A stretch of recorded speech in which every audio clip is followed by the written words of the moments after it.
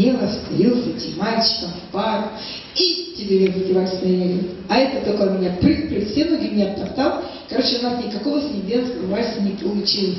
Позор был страшный, что до сих пор помню. Прыгала как козел по этому паркету вместе с этим кавалером. И не знала, куда мне деться от стыда. И теперь вот, когда я работаю с ребятами, вот, я всегда им рассказываю, вот мне не стыдно рассказывать эту историю, потому что это очень важно. Уметь понять, что танцует твой партнер. И в том случае, если ты девушка, ты должна понимать партнера. Вот, что он хочет танцевать, и сделать то, что он, а не надо.